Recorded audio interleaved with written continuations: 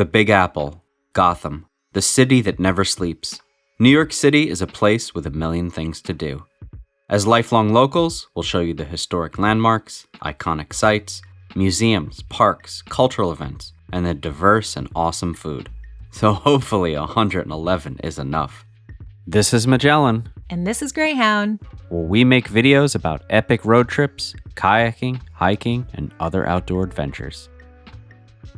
We've made separate videos with more to come about many of the things on this list. So check out our channel to watch them. If you have very little time in New York City, walking the Brooklyn Bridge should be on your short list. We suggest the route from Brooklyn to Manhattan. Built in 1883, and at that time, the longest suspension bridge in the world, the two 278-foot limestone and granite towers with Gothic arches, interlaced with over tens of thousands of miles of cable, is an absolute engineering marvel. Oh yeah, and this urban gateway leads right to incredible views of downtown Manhattan. The Statue of Liberty to your left, Midtown and the Manhattan Bridge to your right. It's also fantastic at sunset. Let me get a bacon, egg, and cheese, salt, and pepper ketchup toasted on a roll, please. Start your day like a New Yorker by eating this quintessential breakfast item. Some like fried eggs, some like them scrambled, some prefer hot sauce instead of ketchup. Some want neither. Arguments may ensue if you get it on a bagel, but it's all delicious. Located in Midtown Manhattan and the seat of the Archbishop of New York, St. Patrick's Cathedral is a must-visit landmark. Holding Mass multiple times a day and able to seat up to 2,400 people, St. Patrick's receives over 5 million visitors a year. Not only is it the largest Gothic Revival Catholic cathedral in North America, it occupies an entire city block. Considering it's all clad in marble, that's a lot of marble. Across the street from St. Patrick's Cathedral is Rockefeller Center, a large complex founded by John D. Rockefeller. Take in the iconic rink, where you'll catch people roller skating, and during the winter season, ice skating, and yeah, that famous Christmas tree. Above the rink is an 18-foot tall bronze sculpture of the Greek titan Prometheus, the most photographed piece of art in New York City. Also a part of Rockefeller Center is Radio City Music Hall, the largest indoor theater in the world and home to the Rockettes. There's also a Lego store with New York City stuff all over the place. The Statue of Liberty, Captain America and a taxi, Thor with a miniature 30 Rock, and Gotham's own, Batman. And lastly, NBC Studios, the Rainbow Room, and our next spot. Top of the Rock, one of the 5 major observation decks in New York City, and arguably the best one, sits at the top of 30 Rockefeller Plaza, the heart of Rockefeller Center. A 3-level indoor-outdoor experience with 360-degree views of New York City. Not only can you see the other 4 observation decks around the city, especially the Empire State Building, but you'll get the best views of Central Park too. The Statue of Liberty and New York Harbor, the Chrysler and MetLife buildings, the views are just spectacular. Recently added some months ago is the Beam, where visitors can sit atop a, beam, while hoisted up and rotated. The Beam is a recreation of a famous photo of workers eating lunch while 30 Rock was under construction. Birdland, Mona's, the Blue Note, Smalls. These are just a few of the many jazz clubs around New York City you should visit. From large seated venues and luxury hotels to public parks and tiny spots tucked away in a basement. These are where you'll get to hear the old guard and newcomers alike jamming away. New York City has a storied history with jazz, which began in New Orleans and surfaced in the Harlem Renaissance with players such as Charlie Parker and Duke Ellington until it had its watershed moment in 1938 when Benny Goodman played Carnegie Hall. Which brings us to one of the most prestigious music venues in the world. Carnegie Hall has hosted many musicians in both classical and popular music, since it first opened in 1891 with the American debut of composer Pyotr Tchaikovsky. From performances by the New York Philharmonic and the Boston Symphony Orchestra, to jazz greats Louis Armstrong and Ella Fitzgerald, to rock bands such as Led Zeppelin and the Beatles, to lectures by authors Mark Twain and Booker T. Washington, Carnegie Hall has a legendary history. It has 3,671 seats in total among 3 auditoriums, the largest of which is 5 stories and holds 2,804 people. Battery Park is a 25-acre park at the southern tip of Manhattan, facing New York Harbor. This means a nice view of the Statue of Liberty. Otherwise, the Battery contains a lot of monuments, such as the East Coast Memorial, which commemorates those who died in the Atlantic Ocean during World War II, the Korean War Memorial, which is cut in the shape of the Universal Soldier, the John Ambrose statue, an engineer responsible for the deep-sea channel of New York Harbor, and the American Merchant Mariners Memorial, which depicts a sunken vessel from World War II. There's also a sea glass carousel, which has lit up sea creatures instead of the typical horses. Castle Clinton has been just about everything. First built as a fort prior to 1812, but never used for warfare, and later a beer garden and theater. It then became the first American immigration station, predating Ellis Island, and between 1855 and 1890, an estimated 7.5 million people came through here. After Ellis Island was stood up, Castle Clinton became the New York Aquarium for a bit, before finally becoming what it is today, a departure point for the ferries to the Statue of Liberty and Ellis Island, run by the National Park Service. Lady Liberty, a gift to the United States by the people of France, is one of the most recognizable statues in the world. A symbol of freedom in New York Harbor, you can see it from so many places: Battery Park, observation decks, bridges. But the best thing to do is to take a ferry and check it out up close and personal. Walk around Liberty Island, or head up the pedestal for a better view of both the statue and the city. Better yet, head up the staircase to the crown, where you can see the tablet inscribed with July 4th, 1776, the date of the Declaration of Independence. You must reserve tickets well in advance for that though, so be warned. There's also a museum on Liberty Island, which also has a lot of cool things to see. If you're visiting the Statue of Liberty, you should check out Ellis Island, since it's accessible by the same ferry. From 1892 to 1954, roughly 12 million immigrants came through here, the busiest immigration processing center in the United States, including our Irish and Italian grandparents and great-grandparents. At the National Museum of Immigration, you can head through exhibit halls showing you the immigration process, search manifest records for family, and most notably, check out the Registry Room, or the Great Hall, a wide-open space where new arrivals awaited inspection by immigration officers. Also accessible by ferry from either Manhattan or Brooklyn is Governor's Island, one of the true hidden gems of New York City. In fact, if you didn't get such great skyline views, you wouldn't know you were in the city. Originally an important military fortification, especially during the War of 1812, you can explore Castle Williams and Fort Jay. Governor's Island is now a great place to hang out, whether enjoying a picnic in view of the Statue of Liberty, taking your kids to New York City's longest slide, or enjoying a cocktail near the pier or a beer in the food court. We also suggest renting a bike. Not limited to just Governor's Island, although it is a great way to get around. Renting a bike is a popular way to see the city. Since you're probably not going to be bringing your own bike from wherever you're visiting from, City Bike, New York City's bike sharing program, has roughly 27,000 bikes, a few thousand of which are e-bikes, across 1,700 docking stations in all 5 boroughs for your convenience. You can get them in single ride fares or daily passes. The 5-borough bike tour, one of the most unique things you can experience in the city. Something we ourselves have done 5 times. On the first Sunday of every May, 32,000 cyclists ride car-free for 40 miles through all 5 boroughs of New York City. Registration usually begins right after the New Year, and it's super fun to ride with friends and family. There's simply nothing like riding through downtown or midtown or an empty BQE, over bridges and through parks, in ways you normally wouldn't get to.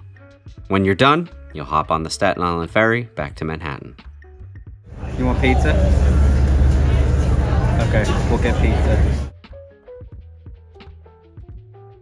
If you ask us, the best pizza in New York City is in Brooklyn. But while we have our favorites, pizza is not about the destination, but the journey. We encourage you to try everything and form your own opinion. Then we'll fight you. This is the proper way to do it. You gotta hold it.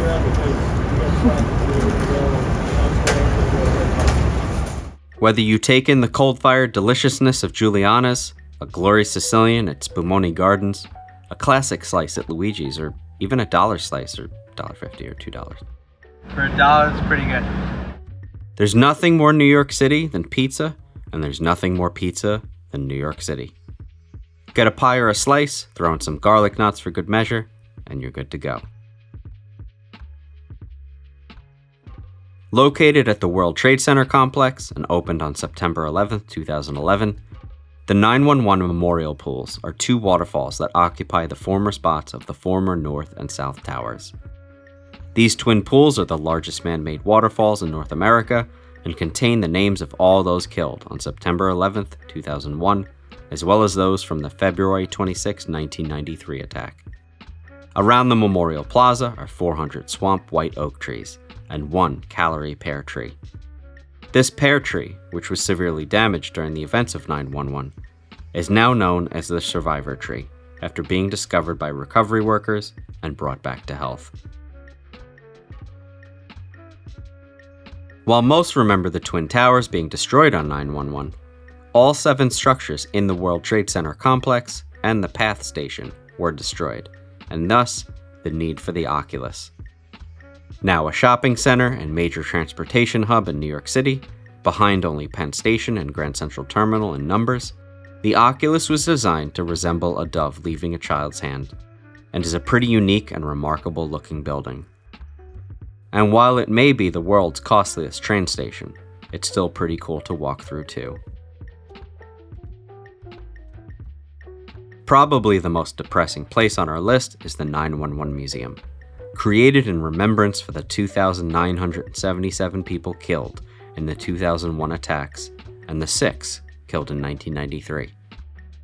And while we aren't allowed to take photos or videos inside, we'll tell you this. As you walk inside the perimeter of the underground museum and check out the artifacts, like the last column or the survivor's staircase, even if you weren't in New York when this tragedy occurred, it's hard not to get upset and teary-eyed. The museum is generally open 6 days a week and is closed on September 11th every year for families of the victims. Located atop One World Trade Center, also known as the Freedom Tower, One World Observatory is a great observation deck to visit. With its top spire at 1,776 feet in height, a deliberate reference to the Declaration of Independence, One World provides fantastic views of New York Harbor and the closest looks at the Statue of Liberty, Ellis Island, and Governor's Island than any other deck.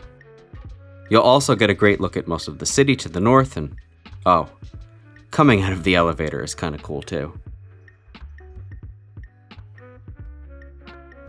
Built in 1766, and at that time the tallest building in New York City, St. Paul's Chapel is not only the oldest surviving church building in Manhattan, but it survived the 9/11 attacks despite the World Trade Center collapsing behind it, without even a broken window.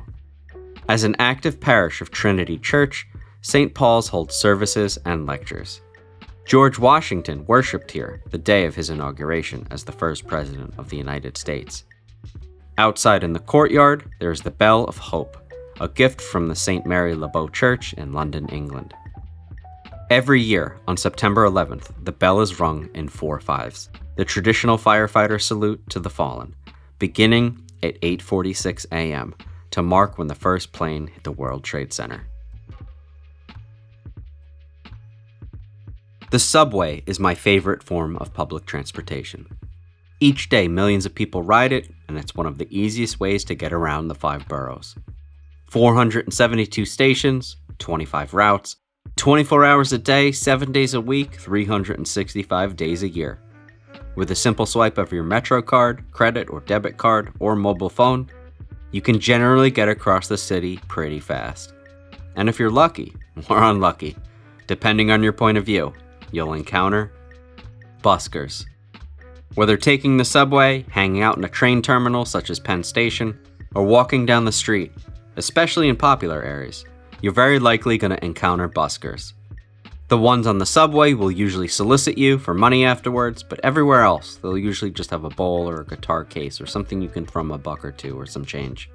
Also, the easiest way to spot a local on the subway during a buskers performance is, we aren't paying any attention. Opened in 1899, the Bronx Zoo is one of the largest zoos in the United States and the largest metropolitan zoo in the country, with over 10,000 animals.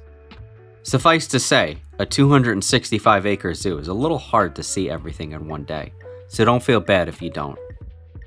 Check out the American bison, leopards, and snow leopards. A whole lot, and I mean a whole lot of monkeys from several continents. All very cute. Lions, tigers, and, oh yeah, red pandas. Hop on the monorail to tour the southern part of the zoo and check out elephants and rhinos. Or hop on a bug carousel with your niece and greyhound. Meanwhile, behind the facade of this innocent-looking bookstore, speakeasies were originally establishments during the Prohibition era in the United States that illegally sold alcohol. But these days are just fun throwbacks to an older time. While usually hidden in plain sight, they are not much of a secret because of the internet. A secret entrance inside of a telephone booth inside of a hot dog joint, a stairwell at the back of a Five Guys. Still very fun to experience, with the only downside being that they're usually small and have long waits to get in. Located in the Chelsea neighborhood, the New York City art community began migrating from Soho in the 90s to former factory and warehouse spaces and began converting them. Now home to hundreds of art galleries and studios, the Chelsea Art Galleries are a must visit when in Manhattan. So just walk on in and enjoy the art. While there's no expectation that you would buy anything, some do accept donations. Right by many of the art galleries is the High Line, a former elevated freight line running along 10th Avenue on the west side of Manhattan that was built in 1933. But fell into complete disuse in the 1980s due to the rise of trucking. Saved from demolition and restored in 2009, it now serves as a popular 1.5-mile walkway and urban trail featuring 500+ species of plants and trees and public art. You need to reserve tickets to enter on weekends, but they're free. If you get hungry walking the High Line, you should check out Chelsea Market, a giant food and shopping hall located in the heart of the meatpacking district. Tiny shops selling clothes or flowers, chocolates or birthday cards, fresh produce and meats, or noodle spots, tacos, burgers, or pizza. There's even directories inside and out to help you navigate if you're looking for a particular place. Located at Pier 55, Little Island is a 2.4-acre artificial park in the Hudson River that is supported by 132 tulip-shaped pot structures. It consists of wide-open green spaces, circular walkways, concession areas, a small stage and large amphitheater for music, theater, or dance shows.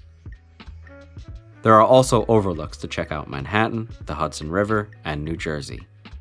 The park is free to the public, except for any ticketed shows at the amphitheater. Ground beef, onions, and cheese chopped and cooked together on a grill, then served on a hero with lettuce, tomato, ketchup, and mayo. It's basically a cheeseburger on a hero. You can usually find them in a bodega, but the best ones are in Harlem and the Bronx. Chopped cheese is life. Our next spot, located in Lower Manhattan, needs no introduction. Simultaneously a famous 8-block street and also the name for the area, Wall Street is the financial center of the world. Yeah, it's where all the money is, but it's also home to some of New York City's earliest skyscrapers, including 40 Wall Street, once the world's tallest building. It's also home to the New York Stock Exchange, the largest stock exchange in the world. Among some of the other places in the area you should visit, the site of New York City's first city hall, and now a memorial, called Federal Hall. The original structure was built in 1703, used by the Sons of Liberty during the American Revolutionary War, by the first Congress after the United States was established, where the Bill of Rights was drafted, and most notably was where George Washington was sworn in as the first president. Today, it functions as a fascinating museum. Be mindful that the scaffolding, due to cracks in the foundation, is expected to be up for 5 to 10 years. Here's what it looks like without it. Also known as the Bull of Wall Street, the Charging Bull is a 7,100-pound bronze sculpture located just north of Bowling Green. A symbol of Wall Street and the financial district, it was created by Italian artist Arturo de Modica. As with anything, if you come early enough, there will be nobody here. On March 7th, 2017, the day before International Women's Day, Fearless Girl, a bronze sculpture by Kristen Visbel, was installed in front of the Charging Bull, a symbol of female empowerment and diversity in the workplace. After various complaints by Demodica, Fearless Girl was relocated in front of the New York Stock Exchange, where it remains today, for the time being. Trinity Church is a historic parish located opposite Wall Street and was completed in 1846. And like any building in a young developing city and nation, it was the tallest building in the United States for quite some time, and the tallest building in New York City until 1890. Designed in the Gothic Revival style, it's a very beautiful church on both the inside and out. Notably, founding father Alexander Hamilton and his wife Elizabeth are buried in the Trinity Churchyard just outside. Take in a game at Yankee Stadium. In addition to the game, you can check out Heritage Field across the street, which is the site of the old Yankee Stadium, the house that Ruth built. Explore the banners in the Great Hall of past Yankee legends, or head to Monument Park, where you can check out the retired numbers and plaques from Yankee greats. Don't forget the Yankee Museum, which features life-size statues of Don Larson and Yogi Berra simulating Larson's perfect game in the World Series, a ball wall of past pinstripes, historic Babe Ruth bats, Reggie Jackson's 3 World Series and a game bat, and Thurman Munson's locker. Lastly, don't forget to participate in Roll Call when the Bleacher Creatures in Section 203 kick off the Yankees starting lineup. If it's summertime in New York, you gotta head to Coney Island, a neighborhood in Brooklyn, for the amusement parks. Hop on the Cyclone, the oldest wooden roller coaster still in operation in the United States, or the iconic Wonder Wheel. There are several crap your pants rides here. Head along the Coney Island boardwalk, check out the beach, and scarf down some hot dogs at Nathan's. Or don't, and save your appetite for the original Nathan's on Surf Avenue around the corner, where the annual hot dog eating contest takes place. There's also a brewery, go-karts, plenty of carnival games, people painted in gold, and our next spot. The New York Aquarium, the oldest running aquarium in the United States, is definitely worth a visit while in Coney Island. Devastated by Hurricane Sandy in 2012, and now fully reopened after a decade of renovations, be sure to check out the sea lions, sea otters, seals, and penguins. And don't miss the sea lion shows at the outdoor amphitheater. The Ocean Wonders exhibit, at 57,000 square feet and 800,000 gallons of water, features hundreds of different species of fish, such as sharks, rays, and sea turtles. That shark isn't that scary, right? Check out this awesome tunnel where the various fish will swim over your head. If there's something strange in the neighborhood, who you gonna call? Located on the corner of North Moore and Varick Street, this firehouse is home to Hook and Ladder Company 8, who were among the first responders to September 11th, and also the filming location for Ghostbusters, the beloved franchise about a group of parapsychologist professors hunting down ghosts in New York City. They even decked out the headquarters for a few weeks in preparation for the most recent film, Frozen Empire. There is no Dana, only Zool. Meat on a stick, also known as souvlaki on a stick, is heaven on earth.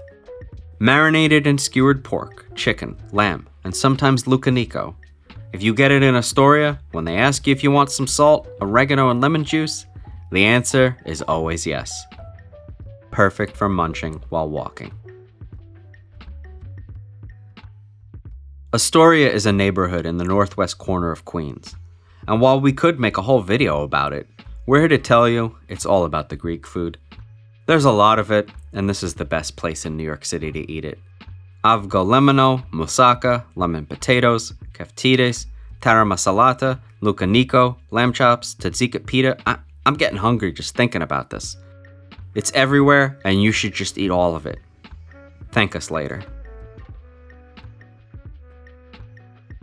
Our next stop is Flushing Meadows Corona Park for the Queens Museum. Notably, to check out this permanent exhibition, a large-scale architectural model entitled Panorama of the City of New York. It was commissioned by Robert Moses for the 1964 World's Fair and is constantly being updated. It's pretty wild. Interestingly, the Twin Towers that were destroyed in the 9/11 attacks are still here. The Queens Museum also contains an art exhibit as well as many other exhibits showcasing the World's Fair. This is a map of the World's Fair that took place just outside, and this is our next thing to check out. The Unisphere is a giant, and I mean giant, stainless steel globe that was the symbol of the 1964 World's Fair, intended to celebrate the beginning of the space age. Designed by Gilmore D. Clark, the Unisphere is 12 stories in height and received 51 million visitors over the course of the 2 6-month seasons of the World's Fair. It is now a permanent attraction at Flushing Meadows Corona Park. In the summer, there's a reflecting pool around the base of the Unisphere, and 48 fountains intended to conceal the tripod holding up the globe. Also in the park is the Queen Zoo, which consists of 75 different animal species across 18 acres. Make sure to check out the pumas, the sea lions, American bison, Indian bears, this tree-walking lynx, and some shack and peccary. This geodesic dome, which was first used in the World's Fair as the Winston Churchill Pavilion, is now an aviary where you can see many species of birds. And don't forget to watch the sea lion training session and to head to the petting zoo on your way out. Lastly, but still in Flushing Meadows Corona Park, check out a baseball game at Citifield. Until or unless Citibank loses the naming rights, this is basically where the New York Mets play. And while the old Shea Stadium possessed a certain charm with those ugly orange and blue seats, Citifield is an excellent baseball stadium. Much better than most stadiums I've been to actually, which is quite a bit. It's time to indulge in a once popular fountain soda that is well past its heyday, the egg cream. An egg cream has milk, seltzer, no eggs, and a flavored syrup, either chocolate or vanilla. Personally, that does not sound very tasty to me, but we're gonna see how it tastes. Which is better, the Manhattan or the Brooklyn egg cream? Greyhound prefers the Manhattan with the vanilla, but I think the Brooklyn egg cream with the chocolate is superior. But maybe that's because it's the one I grew up drinking. DUMBO, which means down under the Manhattan Bridge overpass, is a small eclectic neighborhood in Brooklyn. Be sure to check out the DUMBO Walls, a series of outdoor murals along the Brooklyn-Queens Expressway, or BQE, near the York train station. And also the great waterfront views of Manhattan, where you can see both the Brooklyn Bridge and the Manhattan Bridge. Possibly the most famous spot in DUMBO, though, is our next thing to do. Hashtag Brooklyn Bridge? Often mistaken for it, people flock to DUMBO to get a photo with the Brooklyn Bridge, but may not realize it's the Manhattan Bridge they're looking at. It makes sense given how close the two are. Regardless of what bridge you think it is, head to Washington Street near the intersection of Water Street and the iconic view and shot of the Manhattan Bridge will be yours. Everyone walks the Brooklyn Bridge, but what if I told you that walking the Manhattan Bridge is also worth it, and that the views are amazing as well? It's not a tourist spot, it's not insanely crowded, and it's going to give you an opportunity to get a view of downtown Manhattan with the iconic Brooklyn Bridge. The only downside is the chain link fence, but there are a few cutouts to get a clear shot if that's what you're looking for. The Irish Hunger Memorial, a half-acre park in Battery Park City, was designed to raise awareness of An Gorta Mór, the Irish potato famine in which 1 million Irish starved to death from 1845 to 1852. In the years following, over 900,000 Irish immigrants arrived in New York City, and by 1855, Irish-born New Yorkers comprised nearly a third of the city's population. The park is landscaped with soil, stones, and vegetation transported from Ireland, and there are various stones around the walking path inscribed with the names of all the counties in Ireland. There's also a cottage from Caradugan that was donated, and the walls below are inscribed with stories of hunger. Hop on a rickshaw. While not cheap, actually they're pretty expensive, so check their prices before you hop on. Rickshaws are a fun way to see the city. You'll usually find them more around Midtown Manhattan, like Times Square, Fifth Avenue, and Madison Square Garden, but also they're largely concentrated in Central Park. Located at 55 Water Street in the Financial District, the Elevated Acre is a 1-acre meadow tucked away atop the hustle and bustle below. Take 2 short escalators up and enjoy your lunch at this hidden little oasis. There are benches and small tables tucked into bushes and trees, and at the far end there are great views of the East River and Brooklyn, the iconic Brooklyn Bridge, and Governor's Island too. Made-to-order breakfast and lunch sandwiches, like chicken cutlet parm, bacon, egg, and cheese, or make up your own. Delis are a great place to grab a quick cup of coffee, a bag of chips, bring home cold cuts, pastas, and salads, or have the deli cater for you, or just grab something to drink. The best ones make their own bagels, which brings us to New York is the capital of bagels. We got everything: sesame, poppy seed, raisin, anything, you name it, they have it. Magellan likes it very boring with butter. I like it with extra cream cheese, also called schmear. Also love the lox. So that's lox with cucumber dill cream cheese? Yep, and an everything bagel. You gotta get the everything bagel in New York. No matter what combination you get, it is hard to go wrong. It's also really good for when you're on the go. So, rooftop bars are a thing here. You really can't fault New York City for trying to maximize its space, right? Whether enjoying a drink at a hotel with views of the Empire State Building, that you don't even need to be staying at, or checking out Times Square in a way you haven't before. These are all over the city. On Roosevelt Island, the Panorama Room in the Graduate Hotel is easily one of our favorites for its sweeping views of the Manhattan skyline. Fifth Avenue extends from Washington Square Park in Greenwich Village all the way up to West 143rd in Harlem. But it's the stretch from roughly 49th to 60th Street that it earns its reputation as one of the most expensive shopping streets in the world. Some of the biggest retail brands are along Fifth Avenue, and they sell all kinds of luxury goods, from watches to jewelry to handbags. Whether you window shop or head on inside, you may run out of money, but not possibilities. One of the more prominent places along this part of Fifth Avenue, and right at the entrance to the southeastern part of Central Park, is the Plaza Hotel, arguably New York's most famous hotel.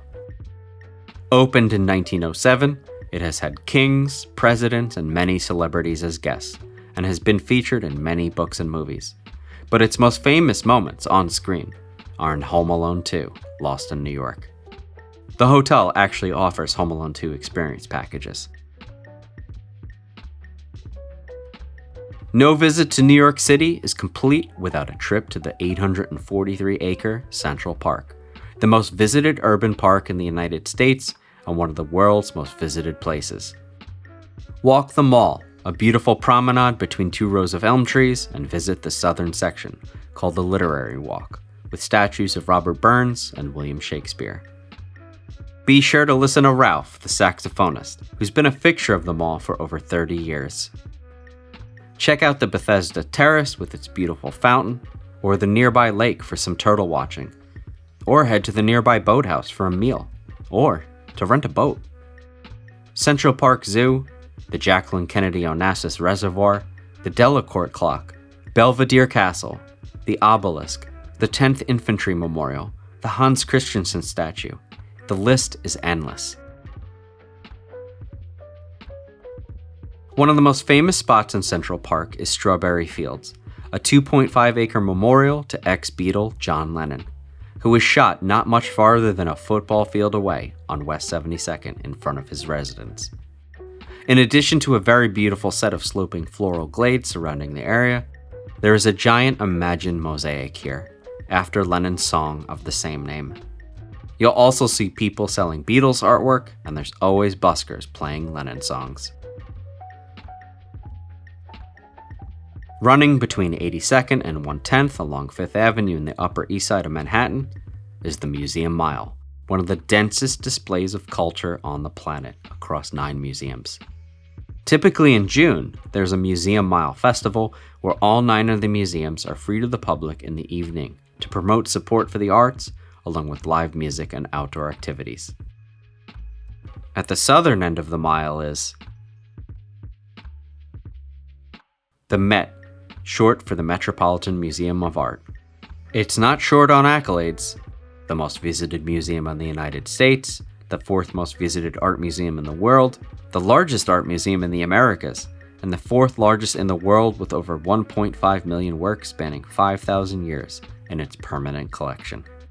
Founded in 1870 and ranging from works of classical antiquity to ancient Egypt, from sculptures to paintings to antiques, you could easily spend most of your day here.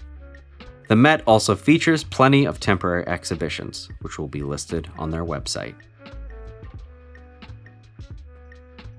On the other side of Central Park from the Met is the American Museum of Natural History, opened in 1877. A complex of 20 interconnected buildings with 45 exhibition halls and a planetarium, and consisting of northward of 32 million specimens of various artifacts, fossils, animals, plants, minerals, and the like. Make sure to visit the Theodore Roosevelt Rotunda with 4 aphorisms written by Roosevelt on the walls and a Barosaurus and Allosaurus at its center.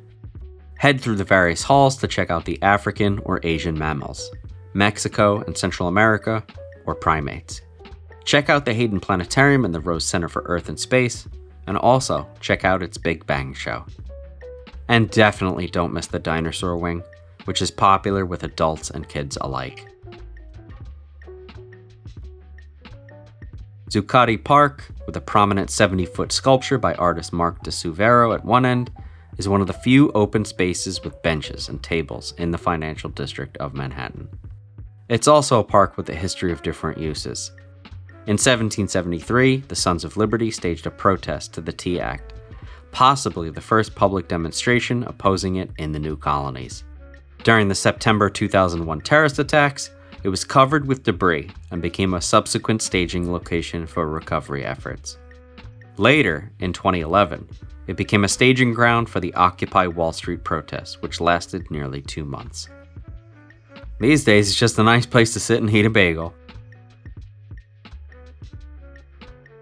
Oldest deli in New York City? Yup.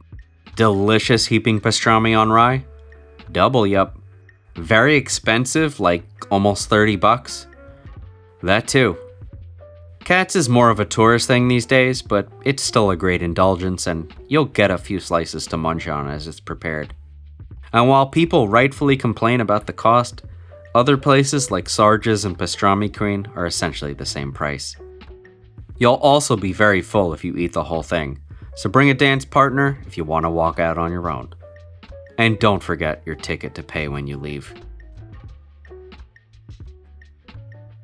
Speaking of the oldest places in the city, although disputed, Lombardi's is considered the first pizzeria in the United States and has been slinging pies since 1905. The pizza is solid, but expensive, and has become a bit of a tourist trap. The second, Totonno's, and the fourth, Patsy's, are both worthwhile pies, but it's John's of Bleecker Street, the third oldest pizzeria in New York City, that is more than worth the hype. Weekdays, weekends, doesn't matter. There are usually long lines, even in the bitter cold.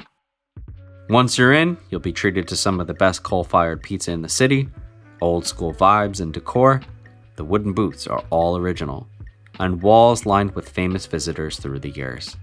If the line gets too long, you can swap spots with each other while enjoying a pint across the street at the Blind Tiger. In certain parts of the city, it's hard not to walk by people selling stuff on the street, legitimately or illegitimately. It's a great way to get a souvenir, and there's a certain novelty in buying an I Love New York t-shirt for $4, or $5 for $20. But there's also a foolishness into thinking you're getting a Gucci bag on Canal Street for $20. Unless you want to say you bought a counterfeit Gucci bag for $20 in New York City. Grand Central Terminal is the largest train station in the world, at 48 acres with 44 underground platforms and 67 total tracks. It's no wonder it's the third busiest train station in North America. It's also one of the world's most visited tourist attractions due to its architecture, in particular the main concourse, where you'll see commuters and visitors alike snapping photos of its beautiful Beaux Arts design. The escalators here are pretty epic too. Just outside of Grand Central is One Vanderbilt, the fourth tallest building in the city, and home to Summit One Vanderbilt, the newest observation deck in the city. Opened in 2021, the 3-floored observation deck is more than just great views. It's got a trippy elevator and floors and ceilings covered with mirrors. It's pretty wild seeing reflections of reflections of reflections. There's bubbles you can play with and a glass-paneled floor over Madison Avenue you can stand on. Oh, and then the largest external glass elevators in the world that give you the highest panoramic views of Manhattan. Did I mention there was also an outdoor terrace with a bar? Yeah, this place is pretty awesome. The New York Public Library is the second largest public library in the United States, only behind the Library of Congress. Its flagship location, the Stephen A. Schwarzman Building, located on 5th Avenue between 40th and 42nd Street, is guarded by 2 lions, Patience and Fortitude. Take in the grandeur of the white marble entranceway of the library called Astor Hall, which is flanked by 2 beautiful staircases to the other floors. Head to Gottsman Hall for the Polanski exhibition, where you can check out the original Winnie the Pooh and Friends dolls, Shakespeare's first folio, the Gutenberg Bible, Virginia Woolf's walking stick, Charles Dickens' writing desk. Most of all, come here to see the majestic Rose Main Reading Room, one of the most iconic places in the city and about the size of a football field. It's open from 10 to 11 a.m. daily or on one of the very limited tours throughout the day. Lastly, head diagonally across the street to the Stavros Niarchos Foundation Library, a branch of the New York Public Library, and enjoy the views of the outdoor public terrace. Just east of the New York Public Library is Bryant Park, a nearly 20-acre park filled with shops and kiosks with food, drinks, crafts, gifts, and more. There's also a carousel, people playing chess, a memorial to the American poet William Cullen Bryant, whom the park is named after, and the Bryant Park Grill, a restaurant that also hosts weddings. During the summer, this large lawn has movie nights, and Broadway actors perform musicals as well. And during the winter, this lawn transforms into the Winter Village with an ice skating rink and a holiday market. This is just a regular apartment complex in Brooklyn. Once upon a time, there was a team called the Brooklyn Dodgers. And once upon a time, they played in a place called Ebbets Field from 1913 to 1957. Now an apartment complex after the team left for Los Angeles and the building was demolished, all that's left of Ebbets Field is this home plate where Jackie Robinson broke baseball's color barrier. Yo, this is crazy. People walk by this every day. Prospect Park in Brooklyn was built in 1867 and designed by Frederick Law Olmsted and Calvert Fox. It covers 256 acres.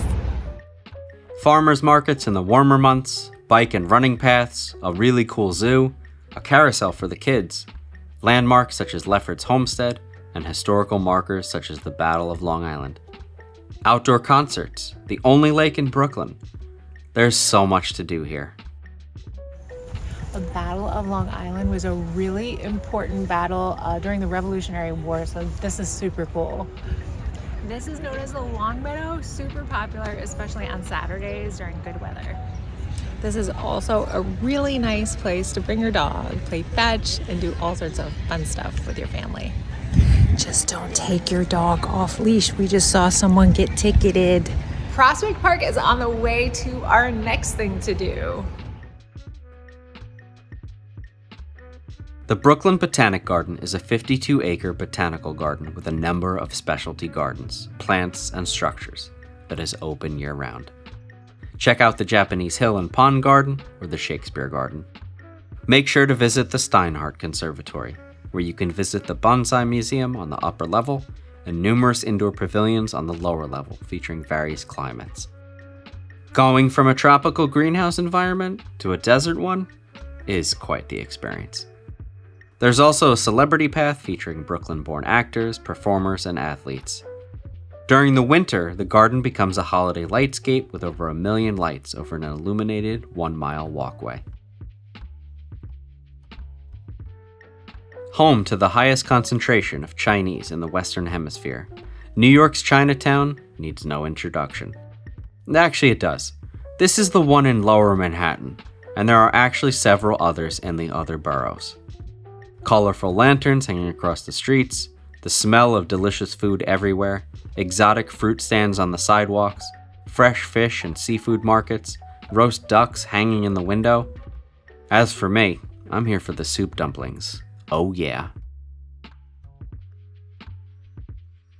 Nearby Chinatown is Little Italy, where the fire hydrants give it away. The home of sausage and peppers and rainbow cookies, cafes, bars, cannoli, oh my god, cannoli. The gelato is on point, and seafood. Pull up a bowl of pasta and head into a carb coma. The area is packed with restaurants upon restaurants. What's that big old orange thing in New York Harbor? The Staten Island Ferry, of course. Made so to be able to be seen in heavy fog and snow, the Staten Island Ferry transports folks back and forth between Staten Island and Lower Manhattan. And the best part? It's free. So if you're looking to catch a free ride past the Statue of Liberty and get a nice view of the skyline, this is it. The Stonewall Inn, a gay bar on Christopher Street in Greenwich Village, which was, funny enough, owned by the Mafia, was raided by police in 1969 for not having a liquor license. The ensuing Stonewall riots kicked off what later became the beginning of the LGBT movement in the United States. Now a national park site still under development, Christopher Park across the street features a sculpture entitled Gay Liberation and some informational signs. And the Stonewall Inn is still an active bar. Greenwich Village, located on the western side of Lower Manhattan, is an epicenter of counterculture in the 60s, a refuge for artists and free thinkers, and a cultural melting pot. Home to a great nightlife scene on Bleecker Street, especially the Blind Tiger, my pick for best bar in the city, comedy and jazz clubs, cheese shops, a whole slew of amazing pizza joints, especially in the subsection of the West Village, and even the apartment complex from the popular sitcom Friends.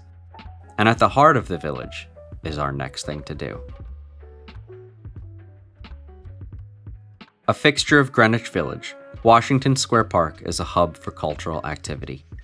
Famously dominated by the Washington Square Arch, with 2 prominent sculptures of George Washington as both general and president, the park has a giant fountain at its center, and you will not have to look very long before seeing performances in music, dance, and drawing with chalk. Also, which question is more pressing? How did this piano get here? Or why are people lying underneath it? You are a legend, Mr. Huggins. Located on Riverside Drive in the Morningside Heights neighborhood of Upper Manhattan, Grant's tomb is the largest mausoleum in North America and is the final resting place of Ulysses S. Grant and his wife, Julia. Grant was not only the commanding general of the Union Army to end the Civil War, but later became the 18th President of the United States. Built in 1897 after what would have been his 75th birthday, and modeled after the Halicarnassus in Turkey, you can see the two sarcophagi inside that contain both Grant and his wife. Hamilton Grange is the former home of founding father Alexander Hamilton, and was the only home he ever owned. While relocated a few times, the home, now a museum on Hamilton's life, is located in the Hamilton Heights neighborhood of Manhattan. Learn about his rise as an orphan on the Caribbean island of Nevis to George Washington's right-hand man, his rivalry with Thomas Jefferson, and his fatal duel with Aaron Burr. While not the best place for a hot dog, that honor goes to Chicago, no visit to New York City is complete without a dirty water dog. The water's not dirty, it's just seasoned with various spices. And no condiment choice is really that wrong, whether onions, relish, mustard, whatever. Found all around the city and usually the Sabrett brand, as long as people are awake and around, these things can be found at all hours of the day. A trip to New York City is not complete without a ride in a horse-drawn carriage in Central Park. Prices will vary depending on how long you want to ride and how much you want to see, but they're pretty reasonable. You can usually find them near the entrances along West 59th between 5th and 8th Avenue, but reservations are always strongly recommended. Bonus points if you experience the park in the snow.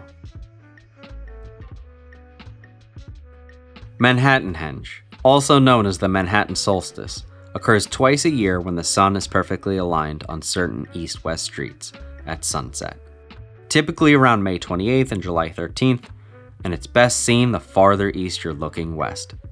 Neil deGrasse Tyson, who coined the term based on his experiences at Stonehenge, is the director of the Hayden Planetarium in the American Museum of Natural History, and each year on their website they post the dates and times to see it. In December and January, there's a winter version of it when the sunrise is aligned with those same streets. Founded by John McSorley, who fled the Irish famine, McSorley's is the oldest Irish pub in America.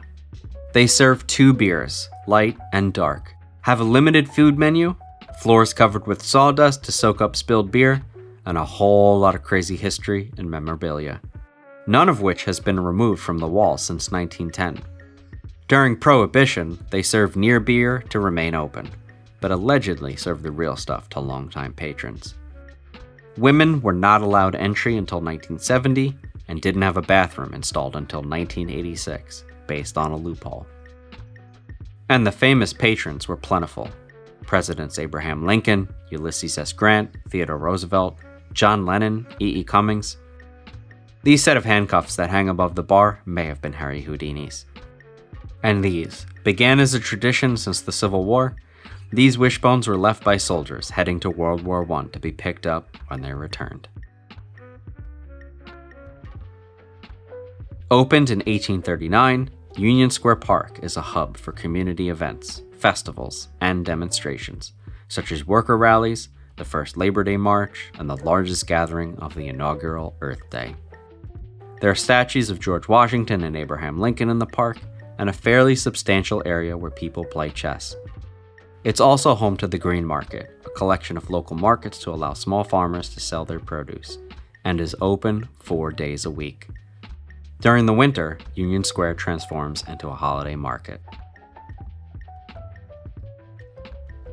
A long but narrow island in the East River between Manhattan and Queens, Roosevelt Island is about 147 acres, home to almost 12,000 people, and was named after former President Franklin Delano Roosevelt. Head to the southern end of the island and check out the FDR Hope Memorial, or even further south to the Franklin Delano Roosevelt Four Freedoms Park, and check out the room. There's also remains of a smallpox hospital and the Strecker Lab, which focused on studying diseases. At the northern end of the island is Lighthouse Park, where there is a lighthouse, of course, and a monument called the Girl Puzzle. Oh, and one of the coolest things to do here is actually travel to and from the island. And that's not meant in an insulting way, because the Roosevelt Island tram is so cool to ride. A relatively new indoor arena located in Brooklyn, the Barclays Center hosts sporting events, conventions, and concerts. It is most notably the home to the Brooklyn Nets and the New York Liberty basketball teams, and for a short time the New York Islanders. So definitely try to catch a game if you have the time. As one of the largest food halls in the country, make sure you pop into the DeKalb Market in downtown Brooklyn. Grab a beer at 6 Point, enjoy a hand roll or some pizza, maybe you want pierogies. I find these places dangerous because I'm one doner kebab away from a food coma, but that's me. There's even a satellite location for Katz's Deli. An 85-acre park in Brooklyn, the Brooklyn Bridge Park winds up along the East River, across multiple piers, and extends all the way past the Brooklyn and Manhattan bridges. The views are obviously not too shabby. The great Lady Liberty herself, downtown Manhattan, an absolutely wonderful place at sunset, and a crucial spot for George Washington and the Continental Army in the Battle of Long Island. If you love live comedy, New York City is one of the premier places to experience it. Scattered throughout the city are numerous comedy clubs to get your fix. Most have a drink minimum, and you can usually find a great mix of up-and-coming talent with more established and experienced and sometimes even big names. We personally prefer the Gotham Comedy Club, but it's hard to go wrong. Arguably one of the best ways to see the city from afar, take a boat tour around it. Usually out of Pier 16 or Pier 83, you can take a short tour to see the Statue of Liberty. Although if you're just going to do that, take the free Staten Island ferry to save yourself a few bucks. Or go around the whole thing, which usually takes 2.5 hours, on the Hudson and on the East River, underneath all the famous bridges and in view of the skyline and many famous neighborhoods. Take a taxi. Pretty much synonymous with New York City itself is the yellow cab. And while you can use rideshare apps like Lyft and Uber, or take a subway or bus, there's nothing quicker than hailing a taxi passing right by you. Hopping in, being on your way, especially if in a rush. There is likely no building as famous or as iconic in the New York City skyline as the Empire State Building, located in Midtown Manhattan, at one time the tallest building in the world. Globally famous since its 1933 film debut in King Kong, the Empire State Building has an observation deck which is one of the most visited attractions in the entire city. So head on up this 102-floor skyscraper and take in the views of the new Hudson Yards, Central Park, or downtown Manhattan. The only tragic thing about heading up the Empire State Building is that you can't see it while standing on it. Penn Station, named for its builder, the Pennsylvania Railroad, is the busiest train station in the Western Hemisphere, connecting Amtrak, the Long Island Railroad, and New Jersey Transit trains. It's estimated that 600,000 people use Penn Station every day, and that every 90 seconds, a train departs. In recent years, Penn Station has expanded to an annex across the street called Moynihan Hall to alleviate congestion. Moynihan has a giant food hall and waiting area, and even a brewery. Penn Station is conveniently located below our next thing to do. Home to the New York Rangers and Knicks, Madison Square Garden is the oldest sporting arena in the New York metropolitan area. It's also host to concerts, conventions, comedy shows, as well as boxing and mixed martial arts events. Ali vs. Frazier, the fight of the century, a name it more than lived up to, took place here. If you're not the walking type, a bus tour is a great way to see some of the major landmarks in the city and get a narrated history tour without leaving your seat. A few tips though. Try not to go during rush hour traffic, which feels like all the time in certain areas though. Always sit on the top since the views inside at the bottom aren't exactly the best, and just generally try not to go in bad weather. New York City has been described as the culture capital of the world, and with over 800 languages spoken, what does that mean for its food scene? It means an insanely diverse opportunity to try ethnic food from countries you've never had before. It means Ukrainian, it means Ethiopian, it means Nepalese. Really want to dig in? It means you need to head to Queens, also known as the world's borough. Head along Roosevelt Avenue under the 7 train through Jackson Heights, or Corona, or Sunnyside for one of the most diverse culinary experiences you can find. Whether you're coming from the High Line at the North End or from elsewhere, check out Hudson Yards, a kind of city within a city along the Hudson River. A music venue called The Shed, exercise classes, places to relax in the shade. A giant mall with numerous boutique stores, restaurants, and a brewery. And even the world's largest Flatiron building made of chocolate. This place gets pretty decorated during Christmas time too. The centerpiece of Hudson Yards is the very hard-to-miss vessel, a large spiral staircase consisting of 154 interconnecting flights of stairs and 2,500 steps. Unfortunately, it's currently closed to a string of suicides, while a thin steel mesh is installed on the upper levels, and is expected to be open, hopefully, in the near future. For now, you can still walk around it and underneath to check out this fascinating structure. Located at 30 Hudson Yards, the 6th tallest building in New York City, is the Edge, the highest outdoor sky deck in the Western Hemisphere. And it's appropriately named given the sheer edge of the world feeling you get as you look across Manhattan. There's also glass floors that if you have the nerve, you can stand on them and look 100 floors below to the New York City streets. And lastly, there's the City Climb, where you can hang off the edge from a harness. Similar to a deli, bodegas are more of a small corner grocery store that serves food like a deli. More prepared foods, usually of the Latino variety, and plenty of grocery staples, but you can usually find non-food items here too. Get the tacos and thank me later. Up until 1924, the Williamsburg Bridge had the longest suspension bridge span in the world.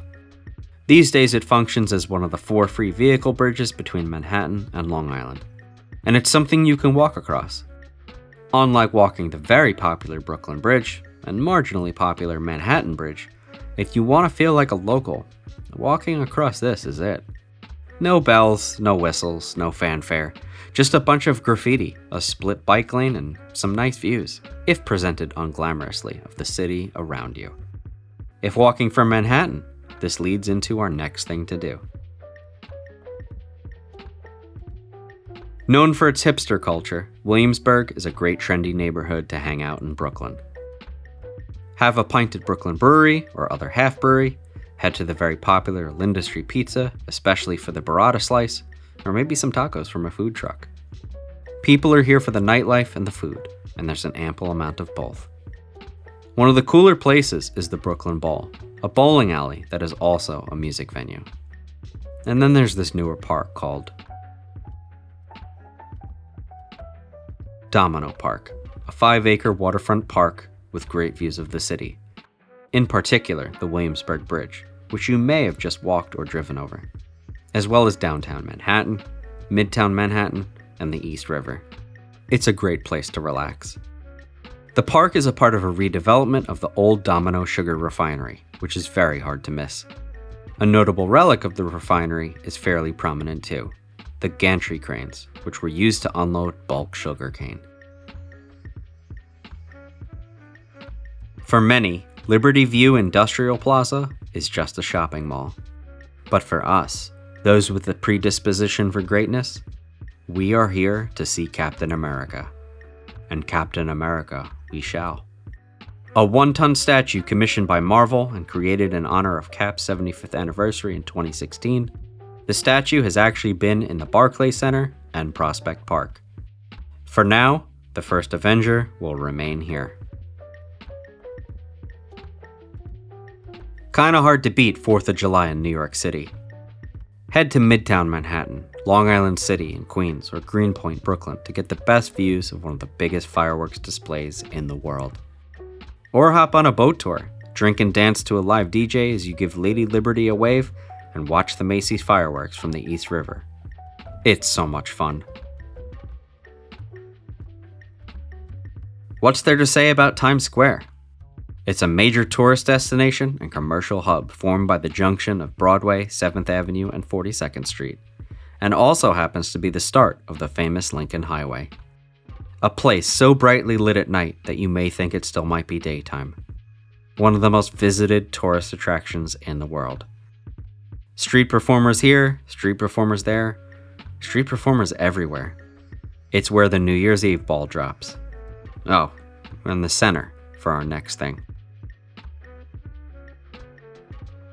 Consider checking out a Broadway or off-Broadway show in Manhattan's Theater District, which other than London's West End, has the highest concentration of live theater in the world.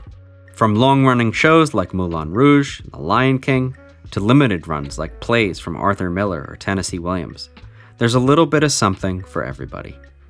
Just note that Broadway shows tend to lean more towards musicals, and off-Broadway shows, much less so. Food carts.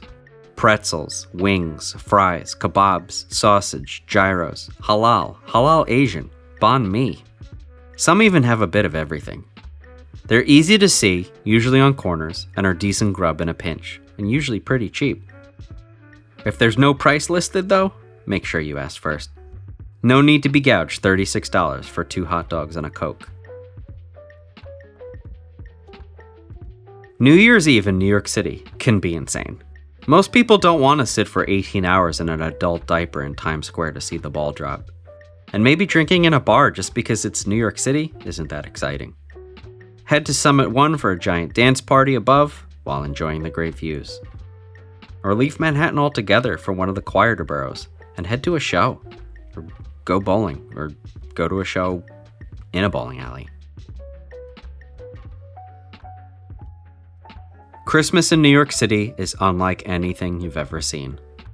Head to Rockefeller Plaza to see the enormous Christmas tree and go ice skating below. Check out the Saks Fifth Avenue Holiday Light Show and explore the shops along your way. Explore the Winter Village in Bryant Park with its extensive holiday market and ice rink, or check out Hudson Yards. Horse-drawn carriage through Central Park? Check. But if the Manhattan craziness isn't your thing, maybe head to the Brooklyn Botanic Garden for its annual lightscape on a 1-mile illuminated trail. And that is our 111 things to do. Add to the list by dropping a comment. Otherwise, we'll see you on the trails or in the water.